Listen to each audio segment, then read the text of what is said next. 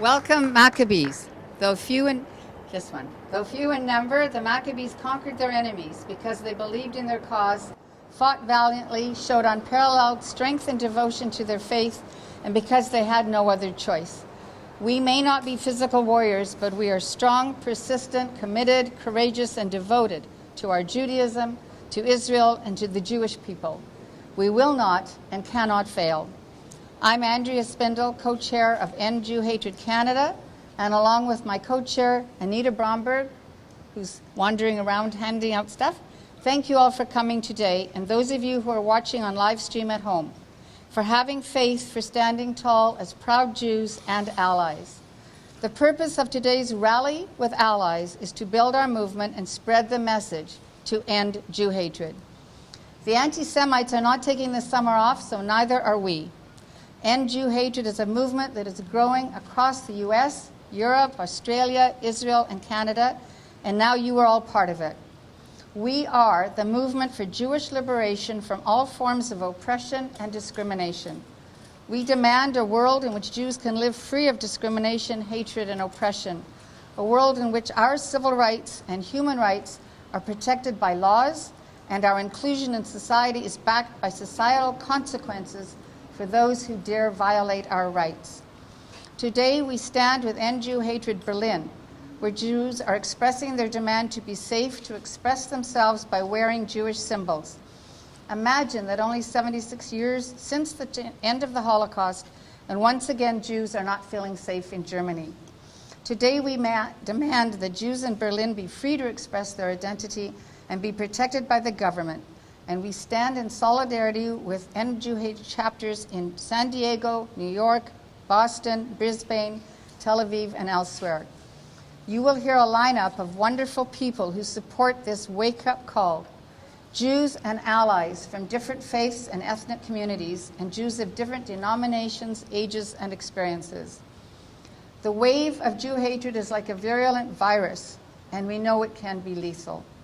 Bigotry and hate must be stopped. Love is not enough.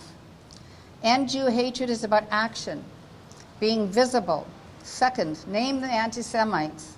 Third, hold them accountable. Fourth, demand governments not only speak words about the wrong of anti-Semitism, and not only adopt resolutions in support of the International Holocaust Remembrance Alliance definition of anti-Semitism, but take action with consequences for the Jew haters. We have had enough already. No more Jew hatred means the Toronto District School Board does not reinstate an educator who promotes hatred and lies without consequences. No more Jew hatred means university faculties and departments that support boycotting Israel, its academics and students, are disciplined because this is no better than spewing racism against people of color or hatred against people of any other faith or creed. No more Jew hatred means that schools of social work do not omit anti-Semitism when they profess to be about social justice and the alleviation of oppression, and then deliberately choose not to teach about anti-Semitism. I was sent this statement. Social workers have a mandate to pursue social change, particularly with and on behalf of vulnerable and oppressed individuals and groups of people. Social workers' social change efforts address discrimination and other forms of social injustice.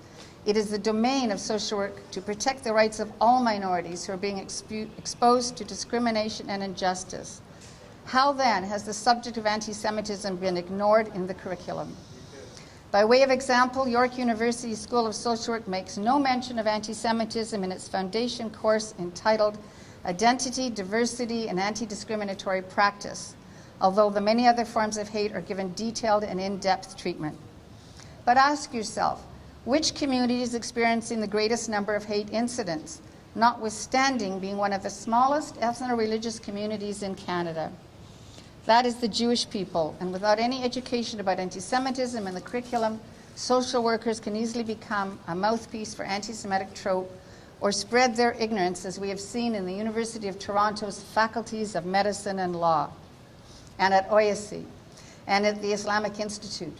And of course, most ridiculously and dangerously in recent days in gender studies courses across Canada. End Jew hatred requires that academics teach truth, not lies, facts, not narratives, history, not mythology, except in classes on myths and fantasies. Today is the 4th direct action organized by End Jew Hatred Canada. On Holocaust Remembrance Day, we called on Jack Dorsey, president of Twitter, to take down Holocaust denial and Jew hatred. In conjunction with Jews in France, across the world, and the local group Toronto Jewish Advocacy, we stood at the French consulate and demanded justice for Sarah Halimi, whose murderer was freed on the specious grounds that he was high on cannabis, so killing a Jew doesn't count. We organized a huge car rally in May to stand with Israel against Hamas, which rained down rockets on innocent civilians, and yet was touted by some in the media, some political parties, and the Jew-hating boycott, divestment, and sanctions movement as a resistance movement.